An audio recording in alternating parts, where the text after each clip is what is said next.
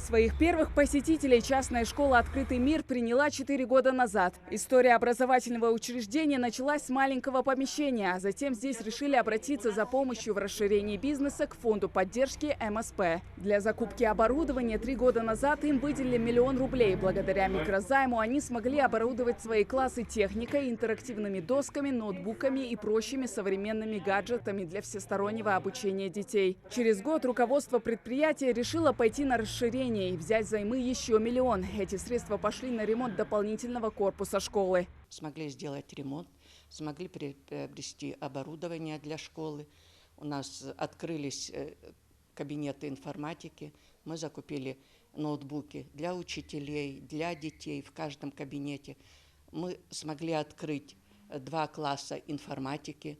У нас уже почти в каждом классе есть интерактивные доски, осталось всего несколько классов. Вот. Ну, все у нас шло хорошо, все было очень замечательно.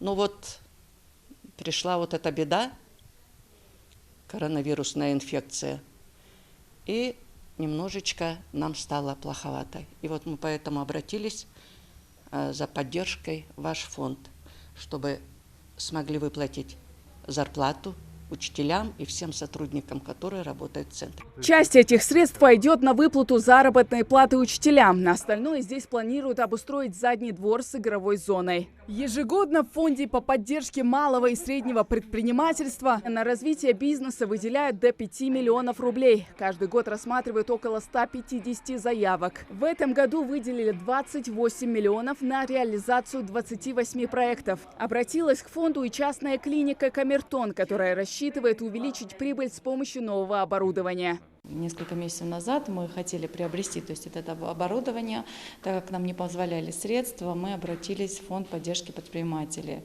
Ну вот недолго нам пришлось ждать, они нам помогли, и мы смогли благодаря им приобрести оборудование КСВП, которое позволяет нам обследовать детей, взрослых. Преимущество этого оборудования, что мы можем обследовать детей уже с 0 месяцев.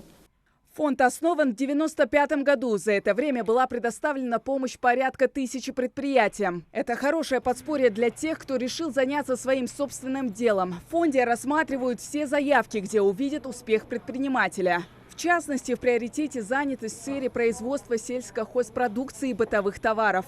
Любой предприниматель, который соответствует определенным требованиям, это, как правило, требования, это регистрация юридического лица, либо индивидуальный предприниматель, либо общество с ограниченной ответственностью, и реальное ведение хозяйственной деятельности. То есть, если есть деятельность, мы оказываем поддержку. Конечно, у нас есть и возможности помогать стартапам, то есть это вновь открытые предприятия, которые начинают только свой бизнес.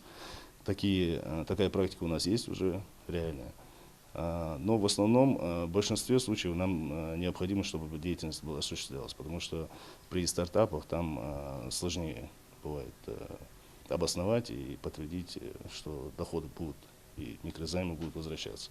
Ознакомиться с условиями и информацией для оформления займа можно на сайте фонда, а для консультации двери здесь всегда открыты. Хава Газикова, Адам Гулоев, Адам Далаков, Новости 24.